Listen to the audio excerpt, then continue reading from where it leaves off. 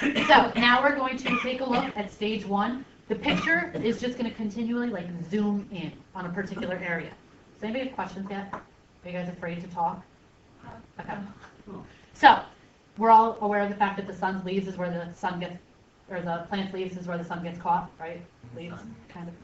Yeah, I know, sun has leaves. So sun shines down on a leaf. All right? That leaf is going to absorb the sunlight. Even more specifically, all of the plant cells on the leaf are going to be absorbing that sunlight. Even more specifically than that are the organelles inside the plant cell in the leaf that are going to be absorbing. Specifically, we're going to look at the chloroplasts. All right? We know that the chloroplast is the site of photosynthesis, right? Why? What does a chloroplast contain? Chlorophyll. What's chlorophyll? Green. It's a green pigment. Why is it green? Because it does not absorb the green light, right?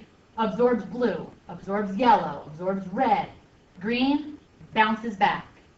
Reflects green, which means green hits your eyes, which means, oh, you see green, right? So pigments are light-absorbing molecules.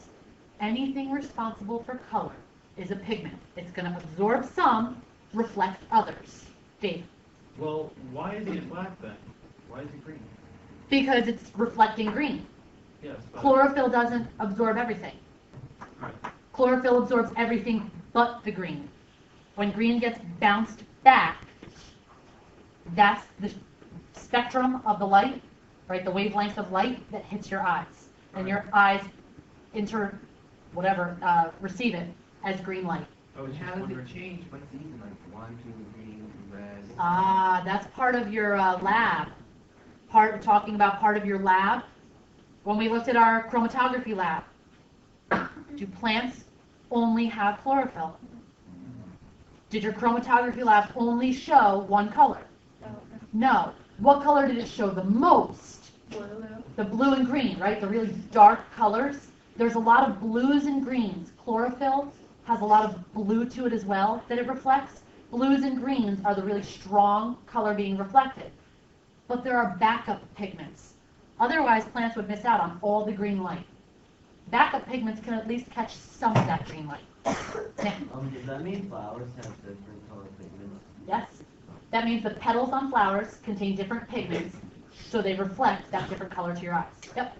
Your shirt, your clothing, dyes are pigments. You receive color when you look at them because the pigments, the dyes that they contain, absorb some parts of light and reflect other parts of light. It's just the way the molecule is built. So we're looking at the chloroplast. We're going to specifically look at those thylakoids, the mentose, the discs. Right? The thylakoids is specifically where the chlorophyll is found.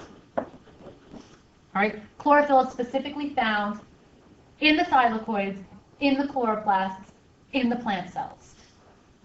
In the leaves. Now, yes, in the leaves. The next picture is going to zoom in on this area right here. It's going to be zooming in on the membrane of the thylakoid. Dan? White is every color like together, right? Yes. White means, think about this way. If you step outside in the sun in July, are you cooler in a white shirt or a black shirt? White shirt. Because that means that the light hits your shirt and everything bounces off. White light is all the colors. So all the colors bounce back to your eyes, so you see white. Black means that there's no light, which means that the light, sunlight, hits your shirt, everything gets absorbed, nothing bounces back to your eyes. Does that make sense? So the pigments, black is because the pigments in your shirt are absorbing everything, hence the heat.